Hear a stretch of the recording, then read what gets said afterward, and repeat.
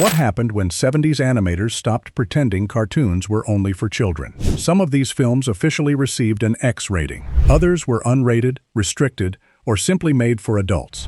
Yet every one of them proved that animation could be provocative, angry, strange, and completely unpredictable.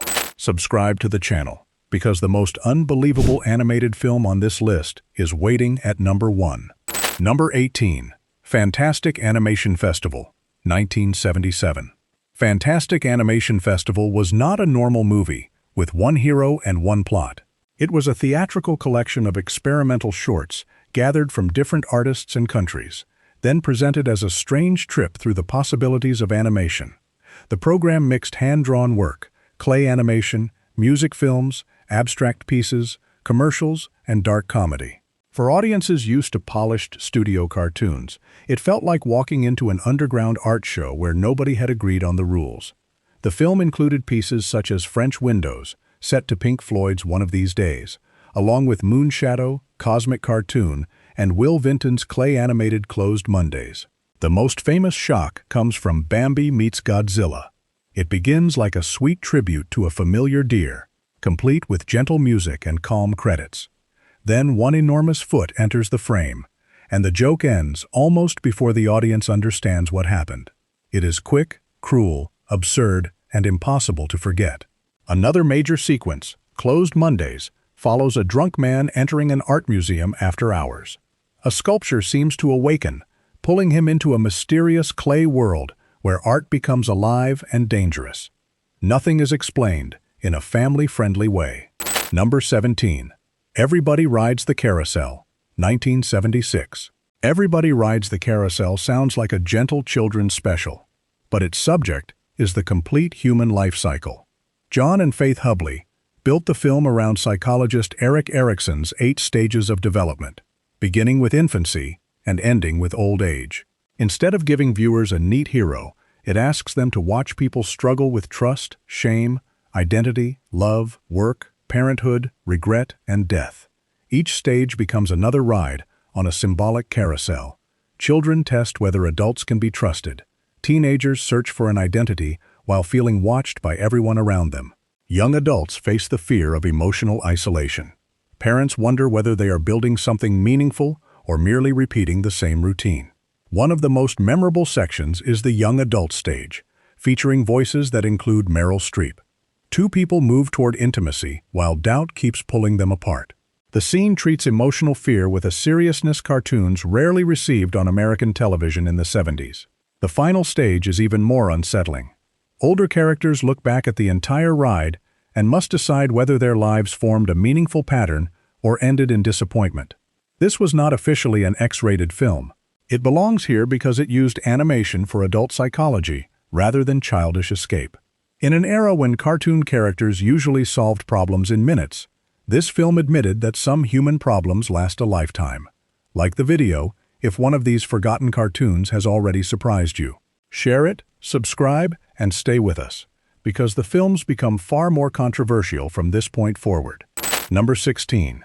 Johnny Corncob, 1973. Johnny Corncob, also known as János Vitéz, was the first Hungarian animated feature, but it looks nothing like a cautious national debut. Director Marcel Jankovics turned Sándor Petőfi's famous poem into a bright, psychedelic journey through love, war, loss, monsters, and the world beyond death. The story begins with Janci, a young shepherd who loves Iluska. After being driven from home, he joins a group of hussars and becomes a celebrated fighter. His adventures grow increasingly unreal. Armies move like colorful machines. Landscapes twist into decorative patterns, and enemies appear less like people than symbols from a dream. Janci earns fame, but success means little because he remains separated from Iluska. The film's most famous visual passages arrive during the military charges. Horses and soldiers repeat across the screen in bold red, yellow, blue, and black shapes. The movement feels part folk painting, part pop art, and part hallucination. The scene shows battle as beautiful design, while also making it feel mechanical and unreal. When Janci finally returns, he discovers that Iluska has died. Instead of accepting the loss, he continues into magical lands, facing giants and supernatural trials, in the hope of reaching her again. The adventure becomes a search for reunion through death itself. Johnny Corncob was not given an X rating, but it was clearly not built like a simple nursery cartoon. Its images are playful, while its ideas are about sacrifice, grief, violence, and mortality. It somehow became a national classic by trusting animation with an epic poem, without softening its darkest emotions or strange beauty. Number 15. Ringing Bell, 1978. Ringing Bell begins with one of the safest-looking heroes imaginable, a small lamb named Chirin. He lives with his mother on a peaceful farm and wears a bell so she can always find him. The design looks cute enough for a nursery wall. Then the story destroys that comfort and never truly gives it back. Chirin's mother warns him about the Wolf King who lives beyond the fence. One night the wolf enters the barn and Chirin's mother protects her child but does not survive. Chirin becomes consumed by revenge. Instead of hiding from the wolf, he climbs the mountain and demands to be trained by him. The Wolf King refuses at first, but Chirin follows until the predator finally teaches him how to survive. The most disturbing part is watching Chirin slowly change. His body becomes stronger, his horns grow, and his innocent movements disappear. He learns to attack, hunt, and frighten weaker animals. When he returns, the sheep no longer recognize him. They see only another monster. The famous final stretch places Chirin and the Wolf King against each other in the snow. Revenge is within reach, but victory brings no childhood back. The bell now belongs to a creature with nowhere to go. Ringing Bell was sold as a family film and was not X-rated. That makes its presence on this list even more surprising. It is a brutal warning about revenge, war, and the cost of becoming like your enemy. The film somehow uses a cute lamb to tell one of the bleakest stories in 70s animation. Number 14. Watership Down, 1978. Many parents saw rabbits on the poster for Watership Down and assumed they were buying tickets to a gentle animal adventure. What they received was a serious survival story, filled with fear, political control, visions of disaster, and sudden violence. The film follows Fiver, a nervous rabbit who sees a terrible future for his home warren. His stronger brother Hazel believes him, and a small group escapes before human construction destroys the area. Their journey crosses hostile territory and societies offering safety only at a price. The rabbits eventually build a new home, but General Woundwort and the militarized Ifrafa Warren threaten everything they have created. The opening creation myth is one of the movie's most famous scenes. It uses flat, ancient-looking artwork to explain why rabbits are hunted by nearly every creature. Another unforgettable moment comes when Fiver describes the destruction of the original warren. The peaceful field appears covered in red, and the rabbits below ground are trapped as machines crush their home. The final fight between Woundwort and the dog feels closer to a war film than a children's cartoon. Watership Down was not X-rated, yet it became one of the most famously misjudged family releases of the decade. Its adult quality comes from the way it treats leadership, dictatorship, migration, faith, and death. They struggle to build a free society while the world keeps trying to erase them. That is why the film still unsettles viewers who first saw it far too young. Its danger came from emotional honesty, not adult marketing. Number 13. Wizards, 1977. After making several controversial urban cartoons, Ralph Bakshi moved into fantasy with Wizards. But this was not a safe kingdom filled with songs and friendly magic. It was a post-apocalyptic world where fairies, mutants, ancient weapons, and political propaganda fight for control of the future. Millions of years after a nuclear disaster, magic has returned to Earth. Two wizard brothers represent opposite paths. Avatar believes in nature, freedom, and spiritual power. Black Wolf rules a land of mutants and searches the ruins of old human civilization for machines he can use. His armies are weak and disorganized until he discovers a projector and old wartime propaganda films. That discovery creates the movie's most famous sequence. Black Wolf shows real historical footage to his soldiers during battle. The images inspire his forces and terrify the peaceful creatures facing them. Bakshi mixes live-action material, rotoscoped figures, and hand-drawn fantasy until the screen looks like history invading a nightmare. The point is clear. A dangerous image can become a weapon even after the people who created it are gone. The ending delivers another surprise. Avatar finally confronts Black Wolf, and viewers expect a magical duel. Instead, The old wizard quietly uses a small human weapon hidden inside his robe. The moment is fast, darkly funny, and morally uncomfortable. Wizards received a PG rating, not an X. Still, its images, politics, and bleak view of technology made it feel designed for older viewers. It somehow reached theaters as a fantasy adventure, while asking whether propaganda may be stronger than magic, and whether peaceful people can defeat evil without becoming violent themselves. Number 12. Fantastic Planet, 1973. Fantastic Planet takes place on Yugam, a world ruled by giant blue beings called Drogs. Human beings, known as Alms, are tiny by comparison. Some live wild, while others are kept as pets. The setup looks like science fiction, but the film is really about slavery, racism, power, and what happens when one species decides another is less important. Tear is taken as a pet after Drog children kill his mother. A young Drog named Tiwa gives him a collar and treats him with a mixture of affection and control. While Tiwa receives lessons through a learning device, Tear secretly absorbs the same knowledge. He eventually escapes, carrying information that can help the wild Alms organize against their rulers. One of the most famous scenes shows Drog children playing with Alms as though they are insects. The game becomes fatal, yet the children barely understand the harm they are causing. That calm lack of concern is more disturbing than a loud villain. Another unforgettable sequence is the de-Almization campaign. The Drogs release chemicals into Alm settlements while tiny figures flee through a surreal landscape. Its cold beauty makes the event feel even crueler. Fantastic Planet was not officially X-rated, but it was clearly adult science fiction. René Laloux and artist Roland Topor filled the screen with strange animals, floating shapes, and unsettling designs. The Alms survive by learning, organizing, and forcing the Drogs to recognize them as equals. The film somehow turned political revolution into one of the strangest animated worlds ever released, and made oppression feel visible without using realism. Number 11. Allegro non troppo, 1976. Bruno Bozzetto's Allegro non troppo openly mocks the idea that Walt Disney's Fantasia was the final word on animated classical music. The film begins in black and white, with a loud presenter claiming he has invented a completely original concept, drawings set to famous compositions. A telephone call informs him that an American studio already did it decades earlier.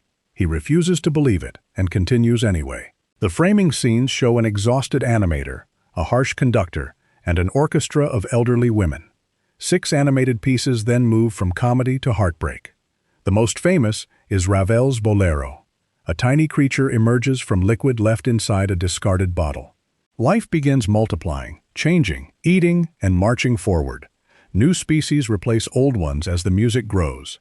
The sequence becomes a grand parade of evolution, ending with human civilization covering the natural world in concrete. Another unforgettable section uses Sibelius's Valse Triste. A lonely cat walks through the ruins of a house and remembers the family that once lived there. Warm rooms appear and disappear until the cat is left in an empty building marked for destruction. Allegro non troppo was not X-rated, though uncut versions included mature imagery and material unsuitable for children. Its real adult quality comes from its view of life. Evolution leads to destruction, love becomes memory, and comedy collapses into sadness. The film somehow used a parody of Fantasia to create something equally ambitious, but more bitter, strange, and human. Even its funniest images carry a warning. The music gives every joke a scale that ordinary dialogue could never reach. Number 10. Belladonna of Sadness, 1973. Belladonna of Sadness is one of the most visually beautiful and emotionally difficult animated films ever made. Directed by Eiichi Yamamoto, it follows Jeanne, a poor medieval woman destroyed by a cruel feudal system. After Jeanne and John marry, the local ruler abuses his power and attacks her. Jeanne returns home traumatized, and her relationship begins to collapse. A mysterious spirit offers her wealth and influence. As she accepts power, the spirit grows, and Jeanne becomes harder for her oppressors to control. The movie often uses still watercolor images instead of normal movement. Jeanne's body and hair stretch across the screen like ink spreading through paper. Flowers, fire, faces, and religious symbols transform into one another. The limited movement feels like an illustrated nightmare coming alive. Its most famous extended sequence occurs after Jean saves the village from plague. The frightened community turns into a wild celebration of freedom, color, music, and forbidden behavior. The scene is intentionally overwhelming. Jean's growing influence frightens the ruler, who decides that she must be publicly destroyed. Yet the ending suggests her spirit survives in the faces of other women and continues into future revolution. Belladonna of Sadness was an adult art film rather than a conventional commercial cartoon. It failed financially at the time, but later restorations helped audiences rediscover it. Few studios would risk something this political and visually daring. Mushi Productions somehow did it while facing collapse, using beauty to show how power can destroy a person and accidentally create a symbol. Its still images often feel more alive than conventional movement. Number 9. Cleopatra, 1970.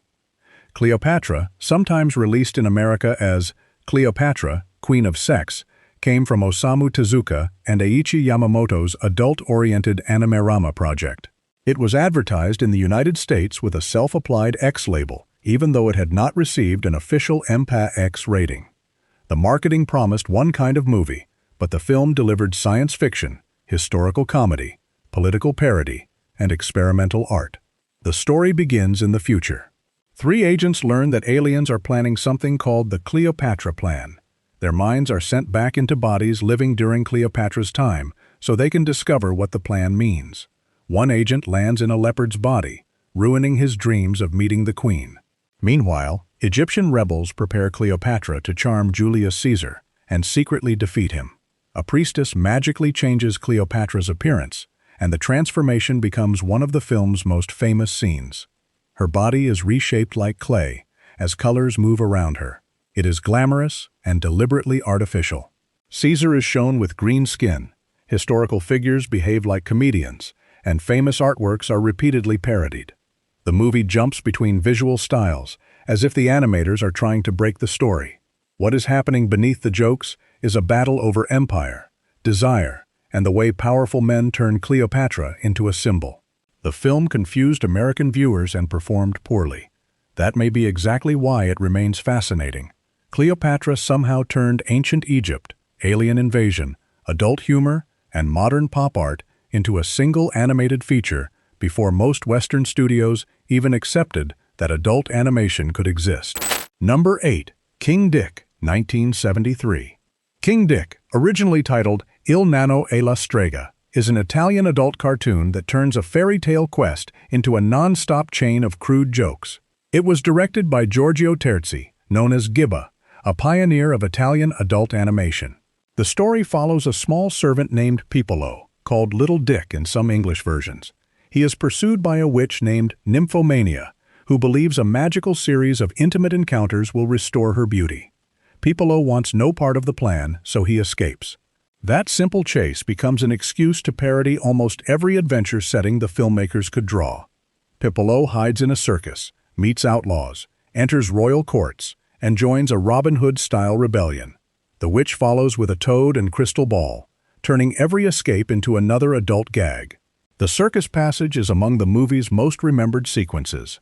Animals, performers, and spectators become part of a chaotic routine where every normal circus joke is pushed into rude body humor.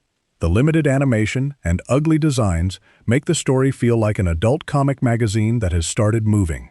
Italian newsstands in the 70s were filled with provocative cartoon books, and King Dick carried that culture onto a cinema screen. The film was not a respectable art house experiment like Belladonna of Sadness. It was made to be loud, cheap, and forbidden. Somehow, a full animated fairy tale parody was financed around a joke most studios would have rejected immediately.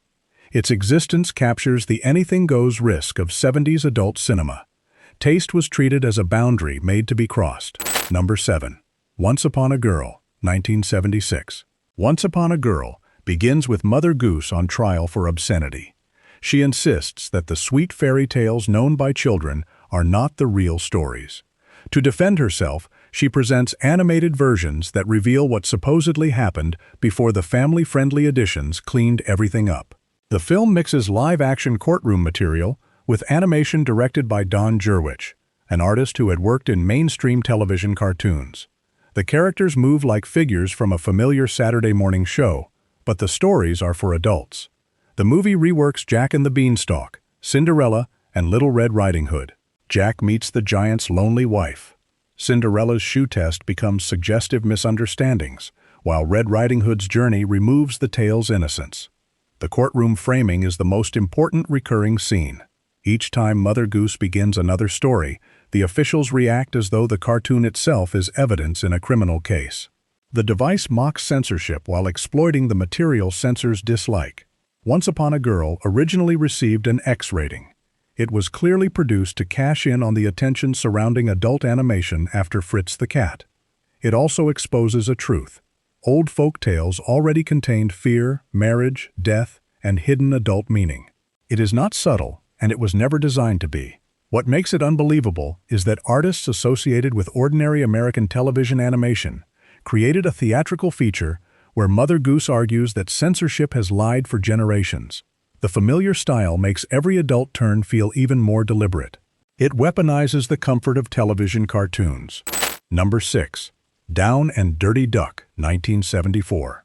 Down and Dirty Duck, also released as Dirty Duck, follows Willard, a nervous insurance worker trapped inside a dull life.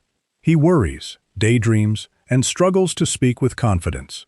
Then an unnamed talking duck appears and decides to become his guide. The duck is rude, fearless, and completely uninterested in normal behavior. He drags Willard through a loose series of clubs, streets, fantasies, musical moments, and strange encounters. The plot often disappears. The film behaves like a late-night sketch show, changing channels inside its own head. One of the most memorable recurring ideas is Willard's escape from office reality. A boring situation suddenly bends into a private fantasy, and the duck pushes him farther into it. Live action, rough drawings, jokes, and music collide. It is unclear whether Willard grows braver or loses control. The voices and music came from Howard Kalin and Mark Volman, known as Flo and Eddie, and previously associated with the Turtles and Frank Zappa.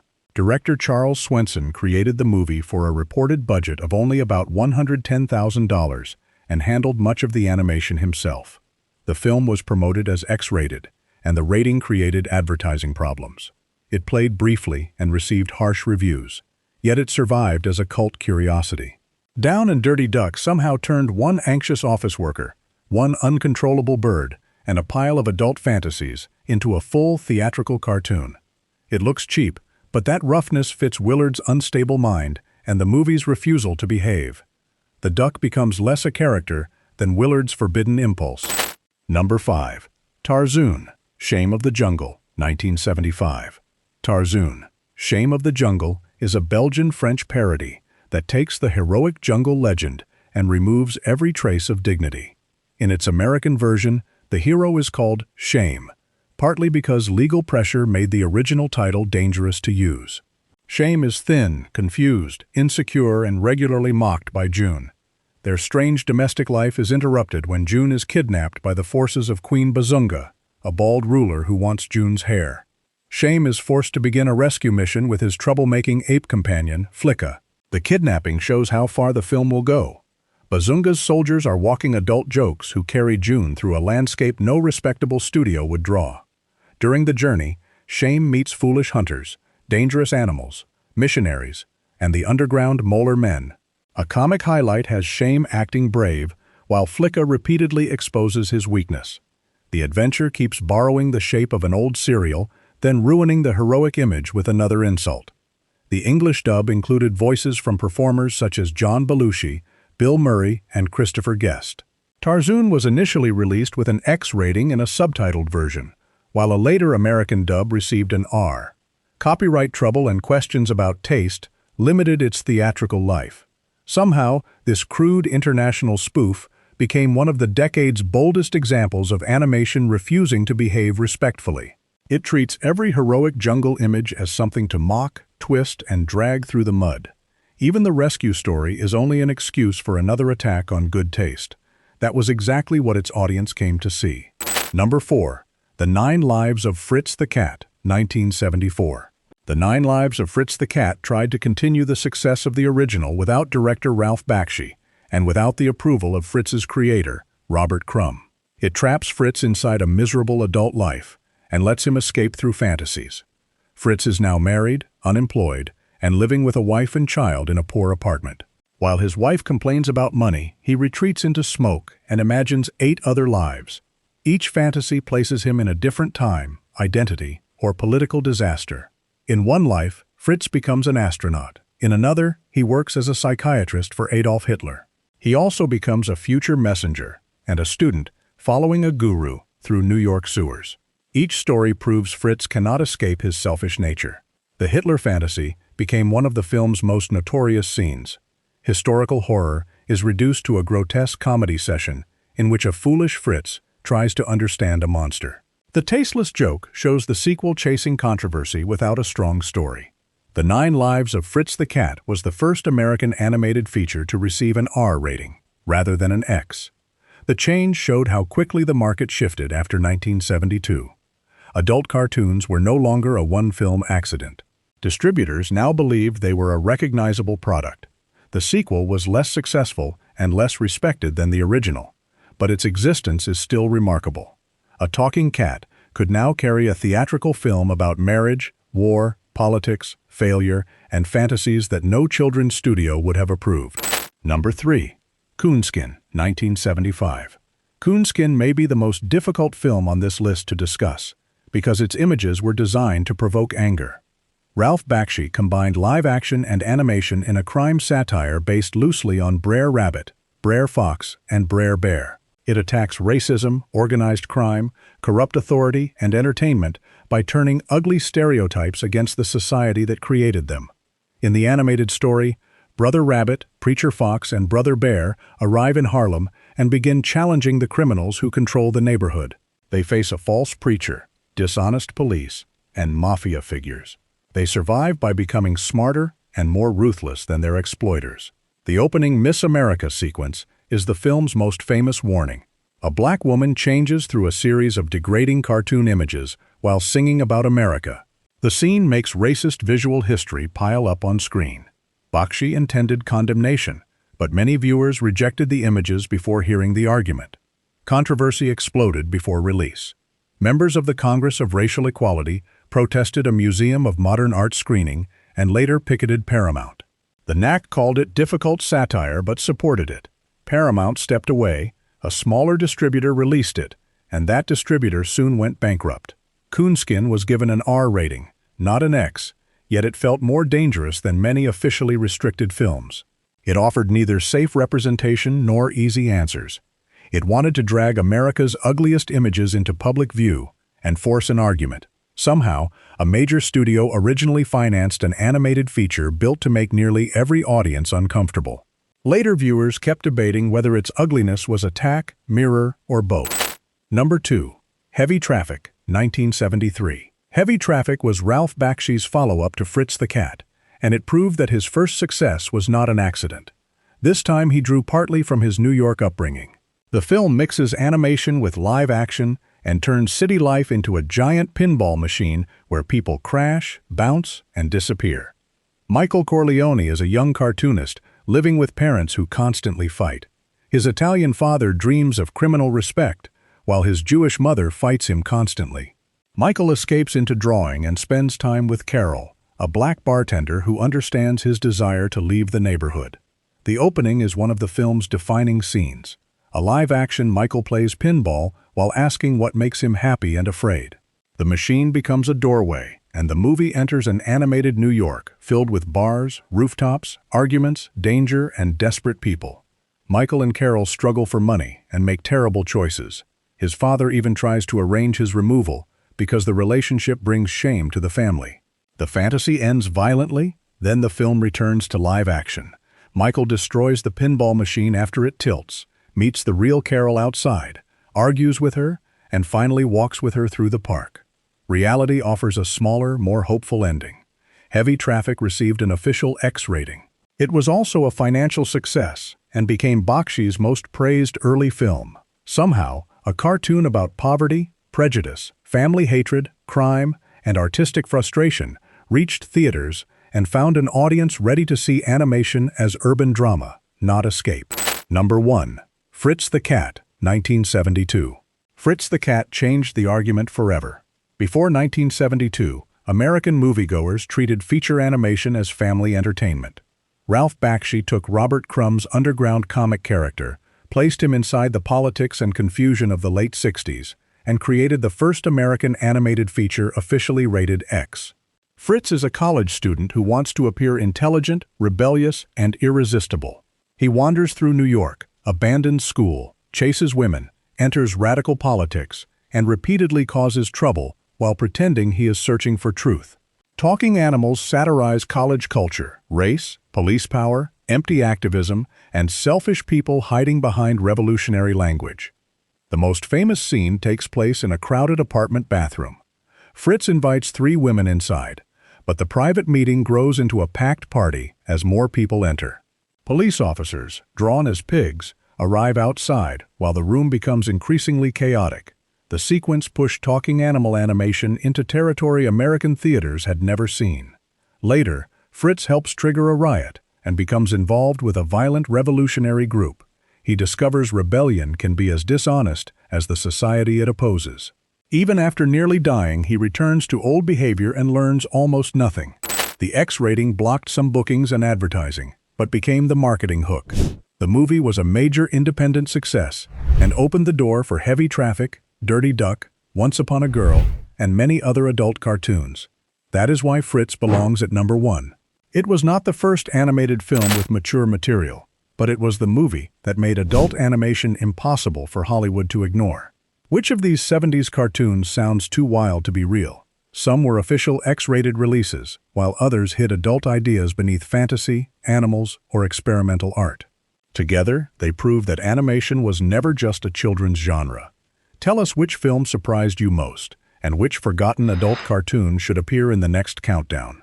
Like, share, and subscribe for more films that somehow escape the studio vaults.